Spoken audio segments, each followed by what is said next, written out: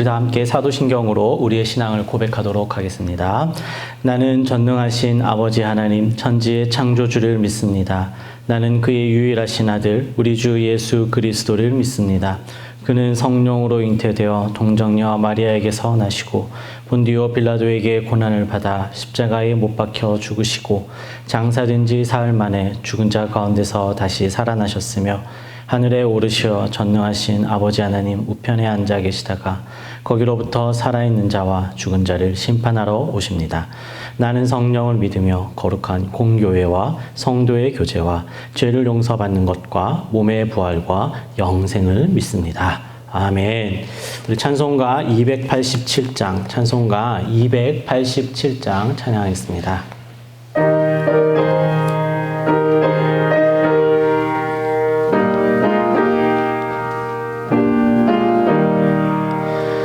예수 앞에 나오면 죄사함 받으며 주의 품에 안기어 편히 쉬리라.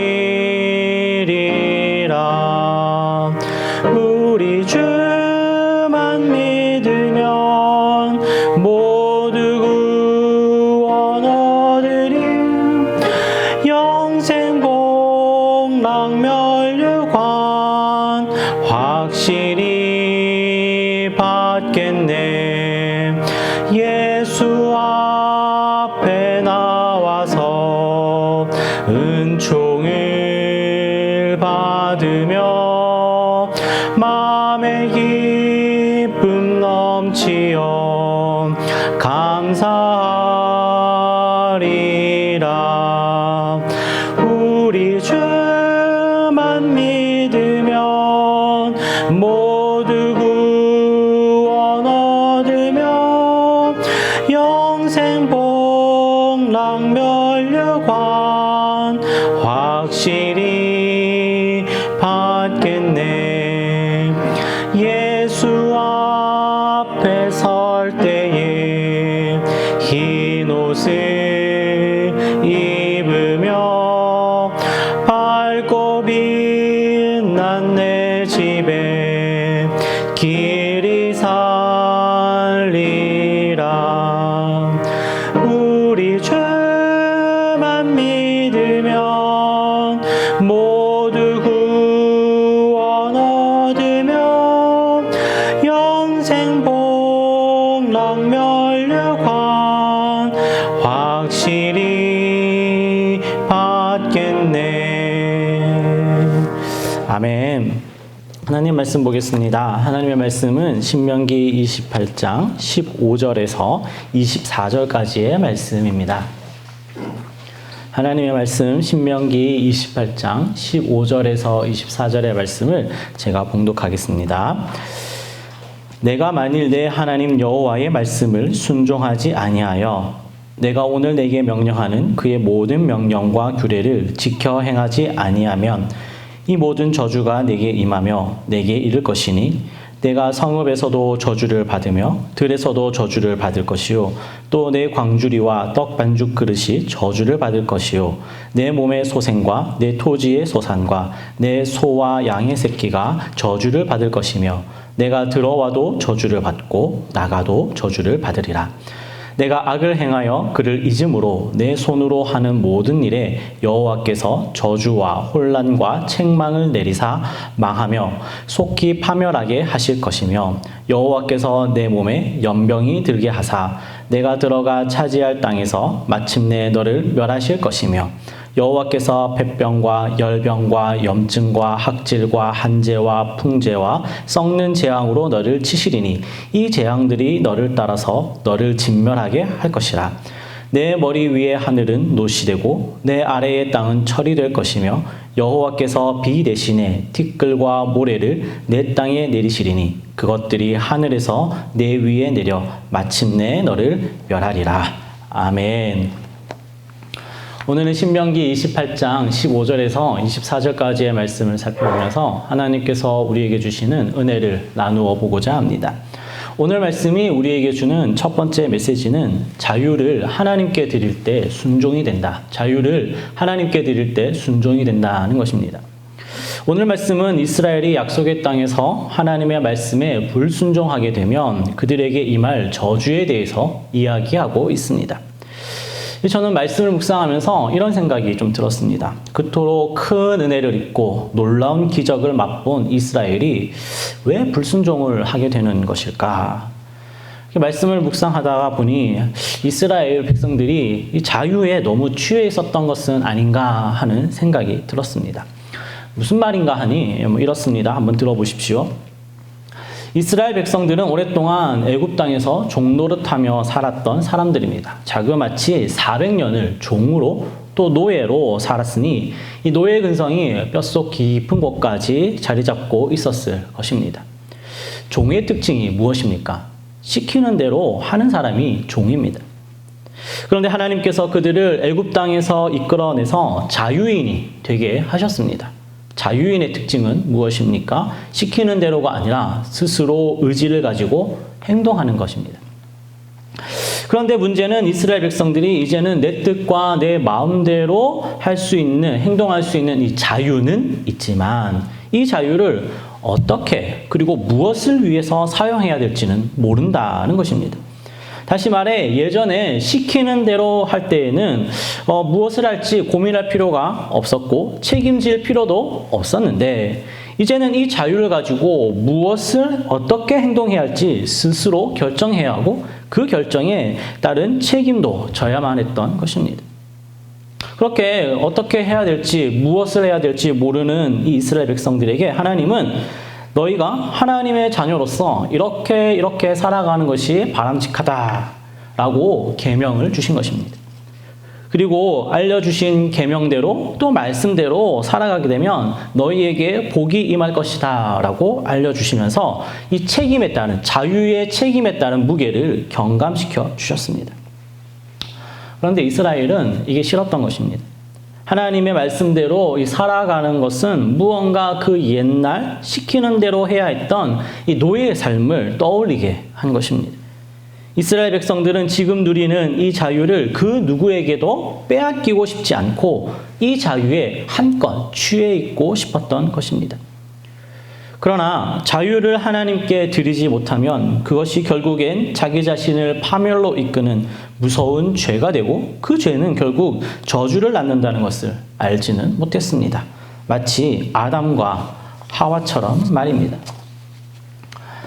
아담과 하와가 에덴 동산에 있을 적에 그들이 받은 가장 큰 선물과 축복은 무엇이겠습니까? 제 생각엔 자유인 것 같습니다. 완전한 자유가 그들에게 주어졌습니다. 그들에게는 동산에 있는 온갖 실과를 마음대로 먹을 수 있는 자유뿐만 아니라 선과 악을 알게 하는 선악과까지 따먹을 수 있는 자유도 주어졌습니다. 그뿐만 아닙니다. 선악과를 먹는 날에는 반드시 죽게 된다는 이 경고와 함께 스스로 이 선악과를 따먹으면 죽음을 선택할 수 있는 자유까지 주어진 것입니다. 만약 아담과 하와가 자신에게 주어진 이 완전한 자유를 다 누릴 것이 아니라 하나님의 말씀 앞에 하나님 앞에 내어드리고 그 말씀에 순종하며 살았다면 그들은 순종의 사람이 되어 에덴 동산에 마련된 모든 종류의 축복을 영원토록 누렸을 것입니다. 그러나 안타깝게도 이 아담과 하와는 자기에게 주어진 자유에 취해서 그 자유를 스스로의 기쁜 뜻을 위해서 남용했고 그것이 불순종이 되고 죄가 되고 결국은 저주를 받게 되고 에덴 동산에서 쫓겨나 죽게 되는 것입니다.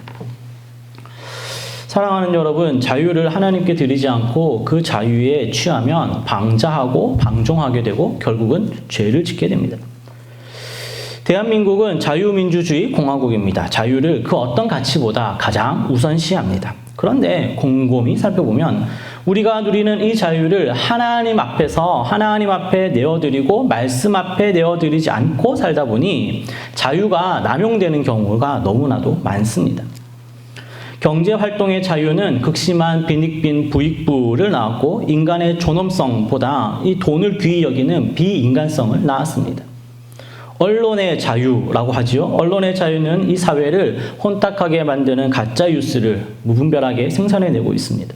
표현의 자유라고 하죠. 표현의 자유는 이 낯뜨거운 외설과 음란을 하나의 문화로 예쁘게 포장했습니다.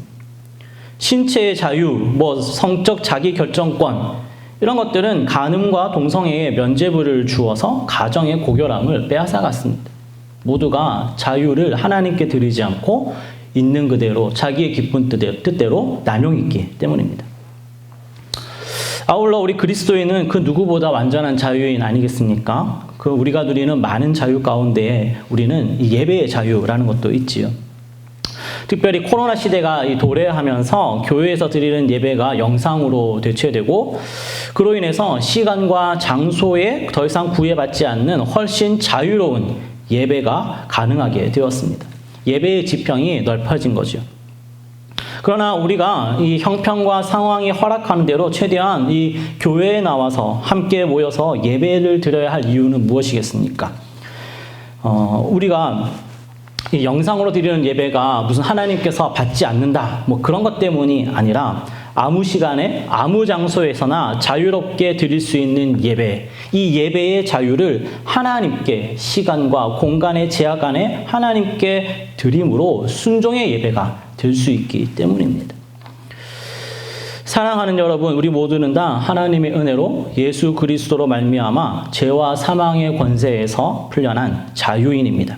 우리가 이 자유를 하나님께 다시 돌려드릴 때 이 땅에서 하나님의 말씀대로 순종하며 살아갈 때에 우리는 하나님의 축복을 온전히 누릴 수가 있습니다. 그러나 우리에게 주신 이 자유를 하나님께 드리지 않고 마냥 우리의 기쁜 뜻대로만 살아갈 때에는 방종하고 방자하여 범죄하고 죄를 지어 저주받은 삶을 살아갈 수밖에 없게 됩니다. 바라옵기는 하나님이 우리에게 주신 자유를 하나님께 돌려드림으로 하나님이 기뻐하시는 순종의 자녀가 되고 하나님의 말씀이 약속한 놀라운 축복을 누리며 살아가는 우리 모두가 될 수 있기를 우리 주 예수 그리스도의 이름으로 축복합니다. 오늘 말씀이 우리에게 주는 이 두 번째 메시지는 온전한 순종은 탄탄한 기본기에서 나온다. 온전한 순종은 탄탄한 기본기에서 나온다는 것입니다. 우리에게 주어진 자유를 하나님께 드릴 때 하나님이 기뻐하시는 순종이 됩니다. 하지만 문제는 자유를 하나님께 내어드리는 것이 결코 쉽지가 않다는 것이죠. 오늘 말씀 14절에는 하나님의 말씀을 순종하지 아니하여 라는 말에 이어서 내가 오늘 내게 명령하는 그의 모든 명령과 규례를 지켜 행하지 아니하면 이라는 말이 나옵니다. 이 말씀을 순종하지 않는 것과 명령과 규례를 지켜 행하지 않는 것은 얼핏 보면 같은 말 같지만은 조금 다른 의미의 차이가 있습니다. 말씀 순종은 우리의 자유를, 우리의 의지를 동원해서 하나님의 말씀 앞에 내어드리는 것이라면 명령과 규례를 지켜 행하는 것은 하나님의 말씀을 우리 몸에 체화시켜서 우리의 의지가 굳이 발동되지 않아도 자연스럽게 말씀대로 살아갈 수 있는 것을 의미합니다. 쉽게 설명하면 이렇습니다. 한국 사람들 집에 들어가면 신발을 벗습니다. 그것은 우리가 의식적으로 내가 신발을 꼭 벗어야 돼 이렇게 노력하지 않아도 몸이 기억하고 행하는 것입니다. 왜 그렇습니까? 그게 한국 사람의 몸에 밴 일종의 명령과 규례이기 때문입니다. 반면 외국 사람들은 의식적으로 이것을 기억하고 행해야 합니다. 집에 신발 신고 들어갈 수 있는 자유가 있지만 의식적으로 의지를 동원해서 신발을 벗어야만 합니다. 그러면 순종이 되는 것입니다. 다시 말해 명령과 규례는 신앙의 탄탄한 기본기를 몸에 익히는 것을 의미하고 그런 기본기가 잘 다져진 사람은 순종이 어렵지 않다는 것입니다. 우리가 운동을 배운다고 하면 항상 먼저 배우는 것이 기본 자세 아니겠습니까? 제가 얼마 전에 집에서 이제 운동을 해보려고 홈 트레이닝 어플을 하나 다운받았습니다. 기본적인 저의 정보들을 좀 입력하고 운동을 시작하는데 운동을 시작하려고 하는데 어떤 자세를 취해야 되는지 너무 장황하게 오래 설명을 하는 거예요. 스쿼트라는 운동을 하는데 제가 보기에는 그냥 앉았다 일어났다 앉았다 일어나기 반복 운동이거든요. 그런데 이 앉았다 일어났다를 하기 위해서 뭐예요? 어깨 넓이로 발을 벌려야 되고 조금 벌어진 발은 11자 모양이 되어야 하고 뭐 허리는 곧 세워야 되고 시선은 15도 위로 봐야 하고 너무 친절하게 자세하게 오랫동안 지루하게 막 설명하길래 설명 안 듣고 그냥 대충 자리 잡고 자세 잡고 운동했습니다. 어떻게 됐을까요? 나중에 알았는데 잘못된 자세로 운동을 하면 다칠 수 있다고 합니다. 운동의 효과도 없다고 합니다. 운동은 기본 자세가 잘 갖추어져야 운동의 효과가 제일 크고 오래도 할 수 있고 실력도 늘고 나중에는 응용 동작과 고급 기술도 익힐 수 있다는 것이죠. 결국 운동은 기본 자세를 배우는 것이 그 첫 걸음이지만 반복적으로 연습해서 자기 몸에 그 자세가 배인 후부터가 진짜 운동의 시작이라는 것이죠. 여러분 교회 오래 다니면 말씀 읽고 묵상하고 기도합니다. 주일이면 교회 나와 예배드리고 소득의 11조 하나님께 드립니다. 믿지 않는 사람 만나면 복음을 전하려고 호시탐탐 기회도 엿봅니다. 여름이나 겨울 되면 선교 가고 싶어집니다. 어려운 있으면 도와줍니다. 왜 그렇습니까? 그것이 몸에 배어있기 때문입니다. 그러나 막 신앙을 가지기 시작한 초신자들은 이게 어렵습니다. 왜 어렵습니까? 몸에 배어있지 않기 때문입니다. 신앙의 기본기가 아직 다져져 있지 않기 때문입니다. 신앙의 기본기가 탄탄하게 다져져야 신앙생활이 진짜 시작되는 것입니다. 사랑하는 여러분, 깊은 뿌리에는 서리가 닿지 못한다는 말이 있습니다. 신앙의 기본 자세인 믿음과 순종이 몸에 배이고 신앙의 기본기인 예배가 삶의 중심에 자리 잡고 신앙의 뿌리인 말씀과 기도가 튼튼히 우리의 일상에 뿌리 내리면 고난과 고통이 우리를 찾아와도 그것이 죄나 저주로까지 이어지지는 않는다는 것입니다. 그러나 그런 기본 자세가 없고 기본기가 없고 뿌리가 없으면 작은 서리와 같은 고난과 고통에도 마치 저주받은 사람처럼 저주받은 인생처럼 살아갈 수밖에 없다는 것입니다. 바라옵기는 이 코로나 시대에 우리의 신앙의 기본기를 단단히 닦아서 하나님의 말씀대로 살아가는 것이 큰 기쁨이 되고 감사가 되는 우리 모두가 될 수 있기를 우리 주 예수 그리스도의 이름으로 축복합니다. 오늘 말씀이 우리에게 주는 이 세 번째 메시지는 신앙의 중간지대는 없다. 신앙의 중간지대는 없다 하는 것입니다. 오늘 말씀 15절에서 19절이 들려주는 저주의 내용은 이렇습니다. 이스라엘 백성이 하나님의 명령에 불순종하면 성읍과 들판에서 저주를 받고 광주리와 떡반죽 그릇, 몸의 소생, 토지의 소산, 가축 새끼, 그리고 집 안과 밖에서 저주를 받게 된다는 것입니다. 쉽게 말해 저주의 장소와 시간 그리고 저주의 대상에는 그 어떤 예외가 없다는 이 저주의 불가피성과 편제를 이야기하고 있습니다. 그런데 한 가지 재미난 것은 이 저주의 내용이 앞선 28장 3절부터 6절까지의 순종에 따른 축복의 내용과 고스란히 정반대라는 것입니다. 다시 말해 오늘 말씀은 우리에게 하나님의 말씀에 순종하면 축복을 그리고 바로 그 동일한 하나님의 말씀에 불순종하면 저주를 받는 이 두 갈래의 길밖에 없다는 것을 알려주고 있는 것이죠. 그런데 우리는 자꾸만 순종과 불순종 이 둘 사이에서 적절한 순종과 융통성 있는 불순종이 공존할 수 있는 그 중간지대를 찾는다는 거죠. 마치 아브라함과 이삭이 그 중간지대에 머물렀던 것처럼 말입니다. 창세기에 보면 그랄이라는 땅이 나옵니다. 아브라함과 그의 아들 이삭이 자기 아내를 누이라고 속였던 땅이 그랄 땅입니다. 이 땅이 어찌 보면 신앙의 중간지대라고 볼 수 있는 땅입니다. 왜냐하면 그랄은 아브라함과 이삭의 순종과 불순종이 교묘하게 섞여 있는 땅이기 때문입니다. 여러분, 아브라함과 이삭이 왜 그랄 땅에서 그의 아내를 누이라고 속였습니까? 그 땅은 자신들의 생명을 위협하는 땅이었기 때문입니다. 그래서 자신의 목숨을 부지하기 위해서 아내를 누이라고 속인 것이지만 엄밀히 얘기하자면 그들의 참 아버지 되시는 하나님을 온전히 믿고 따르지 못한 불신앙이죠. 또 아브라함은 애굽에서 아내를 누이라고 속인 전적이 있음에도 불구하고 하나님께서 그것을 싫어하신다는 것을 알고 있음에도 불구하고 하나님의 뜻에 반하는 일을 행한 불순종의 땅입니다. 그리고 이삭은 하나님이 그랄 땅에 머무르라 하고 하셨음에도 불구하고 계속해서 애굽으로 가려는 마음을 품은 이 반쪽짜리 순종의 땅이라는 거죠. 그렇지만 다른 한편으로는 그랄 땅에서 아브라함은 하나님의 은혜로 그랄 왕 아비멜렉으로부터 양과 소와 종들을 얻게 되어 부자가 되고요. 이삭은 하나님의 은혜로 말미암아 농사지어 100배의 소출을 얻게 됩니다. 하나님의 은혜와 축복이 깃들어 있는 땅이기도 하다는 것이죠. 다시 말해 그랄 땅은 하나님의 약속이 흘러가는 땅이기도 하지만 동시에 아브라함과 이삭의 불신앙과 불순종이 만연히 드러나는 땅. 그래서 중간지대라는 것입니다. 아니나 다를까 재미난 것은 이 지리적으로도 이 그랄 땅은 애굽 땅과 가나안 땅의 정중앙은 아니지만 그 중앙 언저리쯤에 있는 땅이라는 거예요. 약속의 땅 그 끄트머리의 경계에서 여차하면 애굽으로 갈 수 있는 곳, 그것이 중간지대 그랄 땅이라는 것이죠.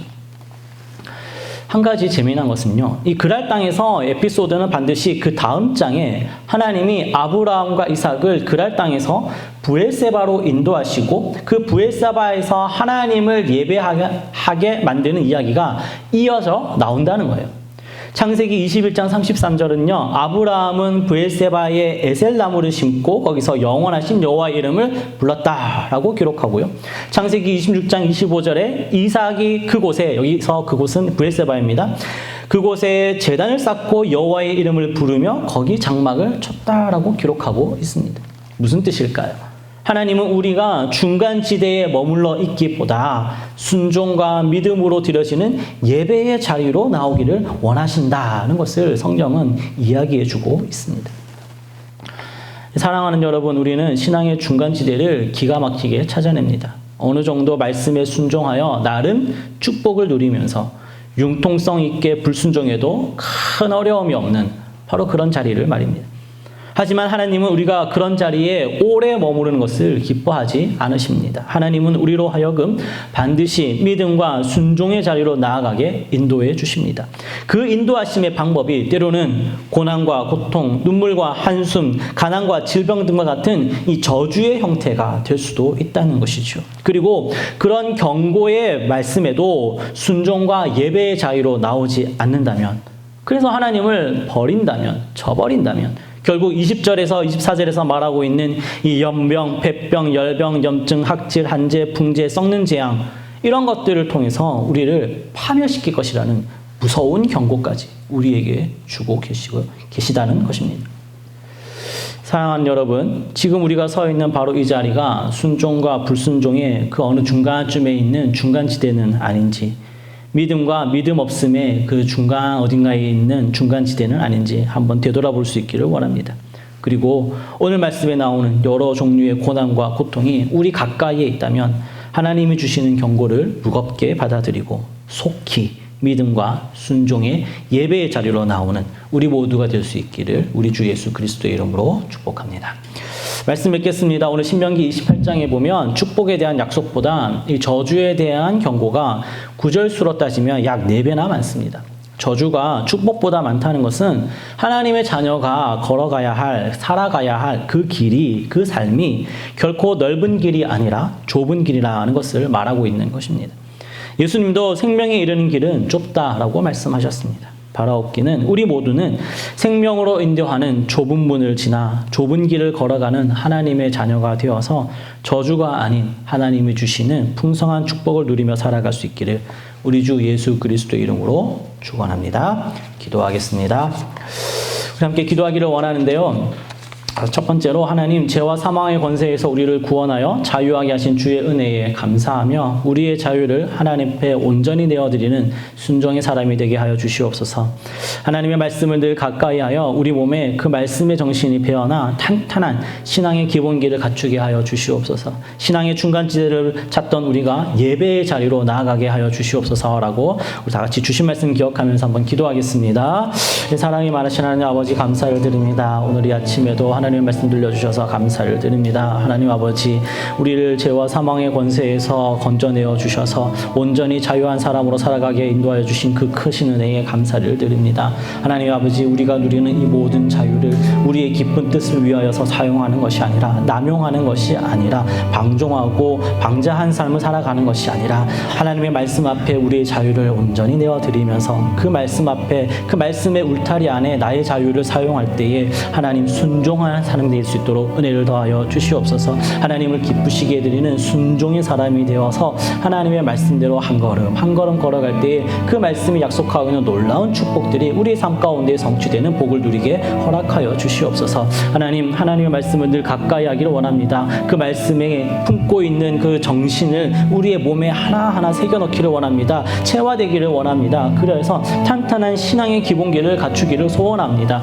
하나님 아버지, 그 우리 몸 가운데에 하나님의 말씀 하나하나가 짙게 배어 있어서 어떠한 상황에서든지 누구를 만나든지 간에 성경의 말씀대로 행하고 말하고 순종하며 살아가는 하나님의 자녀 될 수 있도록 하나님 우리를 한 걸음 한 걸음 인도하여 주시옵소서. 신앙의 중간지대에 머무르고 있는 사람이 있다면 하나님 아버지, 이제 그 자리를 박차고 일어나서 예배의 자리로, 순종의 자리로, 믿음의 자리로 걸어 나아가는 하나님의 자녀 되기를 소원하오니, 하나님 아버지, 우리가 살고 있는 이 땅 가운데 이 자리가 혹시 이 중간지대가 아닌지 깨달을 수 있는 하늘로부터 부어지는 신령한 지혜가 우리 가운데 있게 하여 주시옵고, 이곳이 중간지대가 맞다면 벗어나는 수 있는 강한 용기와 담대함을 우리에게 허락하여 주시옵소서. 그리하여서 하나님께서 경고하신 수많은 저주들은 우리가 눈을 씻고 찾지 못할 정도로 그 멀리 있게 하시고, 하나님께서 약속하신 그 놀라운 축복들은 우리 가까이에 늘 머물러 있도록 하나님 놀라운 은혜를 우리에게 부어 주시옵소서. 다시 한번 기도하겠습니다. 대한민국의 회복과 환우들을 위해 기도하겠습니다. 생활 방역 등의 온 국민이 꾸준히 끝까지 잘 참여하게 하시고, 이 코로나19의 확진자가 더 이상 늘어나지 않게 도와주시옵소서. 바이러스로부터 우리 자녀들을 지켜 보호하여 주시고, 이 학교 교육이 속히 정상화되고, 또 특별히 입시생들을 하나님께서 붙들어 주시옵소서. 치료 현장에 있는 의료진들이 지치지 않게 하여 주시옵고, 소상공인들의 경제적 회복이 있게 하시고, 경기의 부양책이 열매를 맺게 해 주시옵소서. 그리고 속히 치료제와 백신이 개발되게 해달라고 다 같이 한 번만 더 기도하겠습니다. 하나님 아버지, 다시 한번 우리나라를 위해서, 많은 환우들을 위해서, 그리고 어려움 겪고 있는 지체들을 위해서 기도합니다. 하나님, 대한민국에 있는 이 모든 사람들이 코로나19로 인해서 너무나도 오랜 시간 동안 힘들고 어려운 시간을 보내고 있습니다. 하나님, 우리 모두가 지난 3개월 동안 힘들고 어렵지만 그래도 사회적 거리를 두고, 그리고 생활방역 등에 잘 참여했던 것이 하나님, 많은 코로나 바이러스가 이렇게 잠잠해지는 결과를 얻었습니다. 그러나 아직도 남아있는 많은 것들을 위해서 우리가 조금 더 인내하고 참아낼 수 있는 사람들이 될 수 있도록 함께하여 주시옵소서. 특별히 코로나 확진자가 또다시 늘어나고 있는 추세가 있사오니 하나님께서 막아주시옵고 덮어주셔서 여기서 멈추는 은혜가 있게 허락하여 주시옵소서. 바이러스로부터 우리 아이들을 지켜주시옵소서. 많은 아이들이 우리 어른들의 부주의에 인하여서 코로나에 감염되고 있사오니 하나님, 우리가 우리 아이들을 위해서 조심하고 자제하고 더 먼저 이 생활 방역 등에 잘 참여하는 어른들에게 허락하여 주시옵고, 우리 아이들 바이러스 걸린 아이들이 있다면 속히 낫게 하여 주시옵소서. 학교 교육이 정상화되기를 원합니다. 모두가 다 두려워합니다. 아이들도 두려운 마음으로 학교에 가고, 부모들도 두렵고 떨리는 마음으로 아이들을 학교에 보내고 있사오니 하나님 아버지, 학교에만큼 하나님께서 지켜 보호해 주시옵고, 이어지는 모든 학원가에도 주께서 지켜 보호하여 주시옵소서. 또 특별히 입시생들이 있습니다. 하나님, 자신의 진로와 대입을 위해서 힘쓰고 애쓰고 있는 모든 아이들에게 하나님 낙담하지 않게끔 하나님께서 용기와 희망을 더해 주시옵기를 간절히 소원합니다. 현장에 있는 사람들에게 지치지 않게끔 하나님께서 큰 새 힘을 불어넣어 주시옵고, 하나님 속히 치료제와 백신이 개발될 수 있는 은혜를 우리에게 더하여 주시옵소서. 소상공인들 경제적으로 많은 어려움 가운데 있지만 나라의 경기 부양 정책이 어느 정도 효과를 보고 있사오니 하나님, 여기서 멈추지 아니하고 우리 모두가 다 함께 서로의 손을 붙잡으면서 잘 살아날 수 있도록 서로를 도우며 함께 성장해 나아가는 우리나라 될 수 있도록 은혜를 더하여 주시옵소서. 마지막 다시 한번 기도하겠습니다. 교회와 성도들을 위해 기도하겠습니다. 온 성도들이 예배자의 본분과 기도자의 사명을 잘 감당하게 하시고, 성도들의 답답한 마음을 은혜로 채워 주시옵소서. 복음을 전하는 성도들이 되게 하여 주시옵소서. 정체가 드러난 이단들 다 사라지고 회개하고, 그곳에 빠졌던 모든 사람들 다시 예수 그리스도 앞으로 돌아오게 허락하여 주시옵소서. 코로나19로 인해서 세상으로부터 칭찬받는 우리 교회 되게 허락하여 주시옵고, 감염병에서 모든 성도들 한 명 한 명을 지켜주시옵소서. 교회 열정이 꺼지지 않게 하시고 선교사님들의 안전과 건강을 지켜주시옵소서. 그리고 무엇보다 오늘 있을 금요성령 집회에 크고 놀라운 은혜가 있게 허락하여 주시옵소서라고 우리 다 같이 한 번만 더 기도하겠습니다. 하나님 아버지, 정말 정말로 우리 교회와 우리 성도님들을 위해 축복하며 기도하옵나이다. 온 성도들 각자의 삶의 자리에서 예배자로서 굳건하게 서 있게 하여 주시옵고 그 자리에서 엎드려 하나님 앞에 기도할 때에 하늘로부터 하나님 모든 축복이 내려지고 응답이 되어질 수 있도록 허락하여 주시옵소서. 성도들 한 명 한 명 이 코로나19로 해서 얼마나 답답하고 얼마나 지친 마음 가지고 살아가는지 모릅니다. 하나님께서 찾아가 주셔서 어루만져 주시고 그 손을 내밀어 만져주시고 품에 안아주셔서 모두가 다 하나님의 은혜로 주 예수 그리스도의 은혜로 채움받아 하루하루를 능히 성공하며 승리하며 살아가는 우리 모든 성도들 되게 허락하여 주시옵소서. 각자의 자기 선자리에서 때를 얻든지 못든지 복음을 증거하는 자가 되게 하여 주시옵기를 간절히 소원하오니 우리가 받은 은혜 우리만 누리고 우리가 알고 있는 이 복음의 진리를 우리만 알 것이 아니라 세상으로 조금씩 흘려보내는 우리 모두가 되게 허락하여 주시옵소서. 이단의 정체가 밝히 드러났사오니 하나님 그들을 심판하여 주시옵고 그들을 저주하여 주시오며 그곳에 빠졌던 많은 미혹된 영들이 예수 그리스도 앞으로 돌아오는 은혜가 있게 허락하여 주시옵소서. 하나님 아버지 우리 교회가 세상으로부터 칭찬받기를 소원합니다. 세상의 어려운 것들을 우리가 감당해내고 세상의 더러운 것들을 우리가 닦아내기를 소원하옵나이다. 그런 교회가 될 수 있도록 하나님께서 우리에게 말씀을 늘 들려주시옵고 우리 감염병으로부터 많은 성도님들 지키고 보호받는 모든 성도님들에게 허락하여 주시옵소서. 하나님 아버지 선교가 코로나19로 인해서 멈추지 않게 하여 주시옵기를 간절히 소망하며 금요성령 집회에 하나님도 크고 놀라운 은혜가 우리 가운데 부어지게 허락하여 주시옵소서. 하나님 말씀 들려주셔서 감사합니다. 하나님께서 우리에게 주신 자유를 남용하지 않고 하나님의 말씀 앞에 내어드릴 때 우리의 삶이 순종의 예배가 되어 하나님께 영광이 되게 하여 주시옵소서.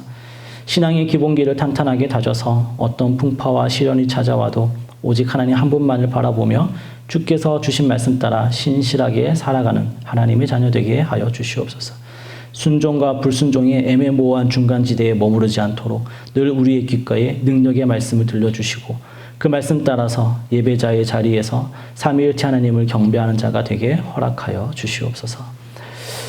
여호와는 내게 복을 주시고 너를 지키시기를 원하며 여호와는 그의 얼굴을 내게 비추사 은혜 베푸시기를 원하며 여호와는 그 얼굴을 내게로 향하여 뜨사 평강 주시기를 원하노라. 아멘.